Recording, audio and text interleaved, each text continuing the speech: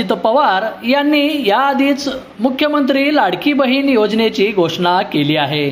या योजनेसाठी लाभार्थी महिलांना पात्र ठरण्यासाठी काही कागदपत्रांची आवश्यक आहे।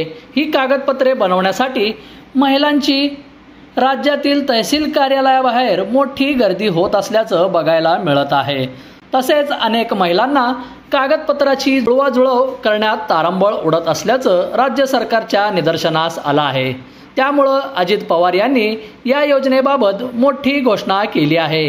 राज्यातील लाभार्थी महिलांना सोप्या माध्यमातून या योजनेचा लाभ मिळावा यासाठी राज्य सरकारने आता कागदपत्रांमध्ये शिथिलता दिली आहे। तसेच या योजनेसाठी अर्ज करण्यासाठी 15 जुलै 2024 ही शेवटची तारीख होती, पण हीच शेवटची तारीख 31 ऑगस्ट 2024 केली आहे। त्यामुळे महिलांना या योजनेसाठी 31 ऑगस्ट 2024 पर्यंत अर्ज करता येणार आहे। याबाबत अजित पवार यांनी बदल केलेले थोडक्यात माहिती अशी की सदर योजनेअंतर्गत अर्ज करण्याची मुदत 1 जुलै 2024 ते 15 जुलै 2024 पर्यंत ठेवण्यात आली होती। या मर्यादित सुधारणा करण्यात येत असून आता सदर मुदत 2 महिने ठेवण्यात येत असून दिनांक 31 ऑगस्ट 2024 पर्यंत लाभार्थी महिलांना अर्ज करता येईल। तसेच 31 ऑगस्ट 2024 पर्यंत अर्ज करण्यात आलेल्या लाभार्थी महिलांना दिनांक 1 जुलै 2024 पासून दरमहा 1500 आर्थिक लाभ देण्यात येणार आहे। तसेच या योजनेच्या पात्रतेमध्ये आदिवास प्रमाणपत्र आवश्यक असल्याचे नमूद करण्यात आले होते।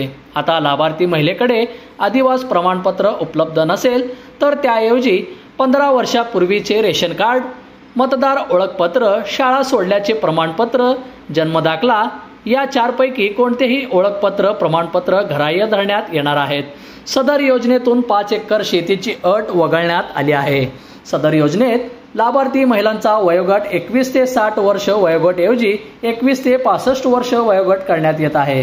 परराज्यात जन्म झालेल्या महिलांनी महाराष्ट्रातील अधिवास असणाऱ्या पुरुषाबरोबर विवाह केला असेल तर अशा बाबतीत त्यांच्या पतीचे जन्मदाखला, शाळा सोडल्याचे प्रमाणपत्र, आदिवास प्रमाणपत्र ग्राह्य धरण्यात येईल। 2.5 लाख उत्पन्न दाखला उपलब्ध नसेल तर ज्या कुटुंबाकडे पिवळे व केशरी रेशन कार्ड उपलब्ध असेल त्यांना उत्पन्नाच्या दाखला प्रमाणपत्रातून सूट देण्यात येत आहे।